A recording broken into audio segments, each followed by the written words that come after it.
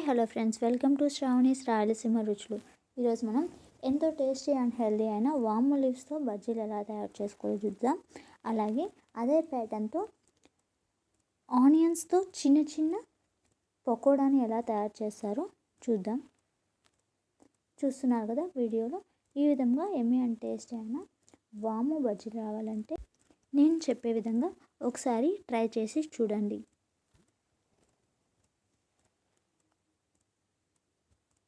ఇందుకోసం ముందుగా ఒక బౌల్ తీసుకొని ఇందులో 3 కప్పుల వరకు శనగపిండిని వేసుకోవాలి.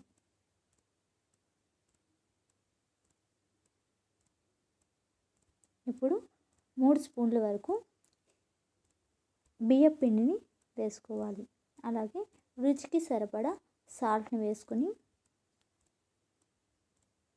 అలాగే 1/2 స్పూన్ వరకు బేకింగ్ సోడాని వేసుకోవాలి. ఇప్పుడు సన్నగా కట్ చేసి పెట్టుకున్న ఆనియన్స్ అలాగే ఎండిపోయిన కరివేపాకు లీవ్స్ని వేసుకోవాలి. ముందుగా గ్రైండ్ చేసి పెట్టుకున్న పచ్చిమిర్చి జింజర్ పేస్ట్ని వేసుకోవాలి 2 స్పూన్ల వరకు. ఇప్పుడు ప్యాటర్న్కి అవసరమైన వాటర్ని వేసుకుంటూ వీడియోలో చూపుతున్న విధంగా పిండిని రెడీ చేసుకొని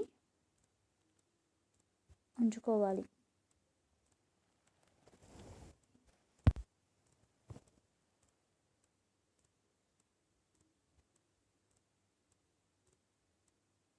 వీడియోలో చూస్తున్నారు కదా, ఇలా గట్టిగా కాకుండా అలానే పలుచగా కాకుండా పిండిని తయారు చేసుకొని ఉంచుకోవాలి.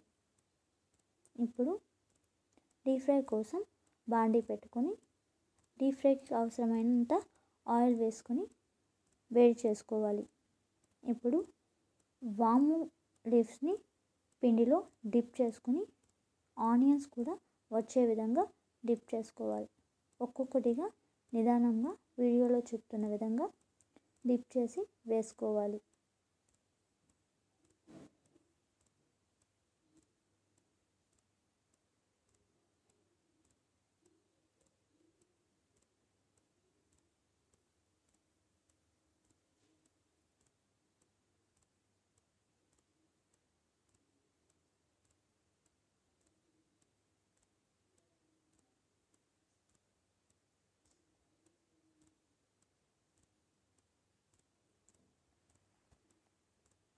ఇవి రెండు వైపులా డీప్ ఫ్రై అయ్యే విధంగా మలుచుకొని గోల్డెన్ బ్రౌన్ కలర్ వచ్చేంత వరకు డీప్ ఫ్రై చేసుకోవాలి.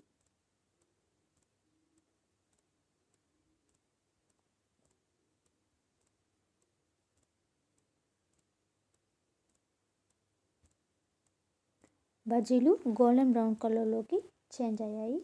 ఇప్పుడు వీటిని సపరేట్ చేసుకొని పక్కన ఉంచుకోవాలి.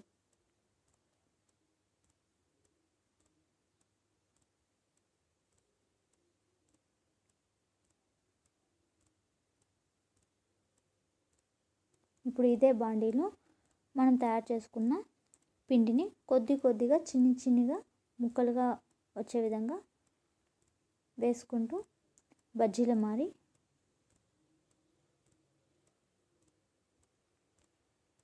డీప్ ఫ్రై చేసుకోవాలి.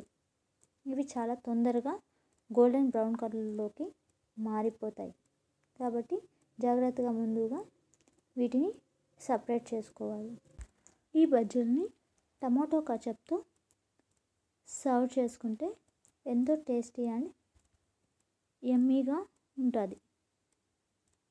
చూస్తున్నారు కదా, కట్ చేసి చూసినప్పుడు ఆనియన్స్ కూడా మనకు కనిపిస్తున్నాయి. టమాటో కచప్లో వీటిని డిప్ చేసినప్పుడు మరింత టేస్ట్ అనేది దీనికి యాడ్ అవుతుంది. ఈ వీడియో కనుక మీకు నచ్చినట్లయితే please like, share, subscribe my channel. Thank you for watching.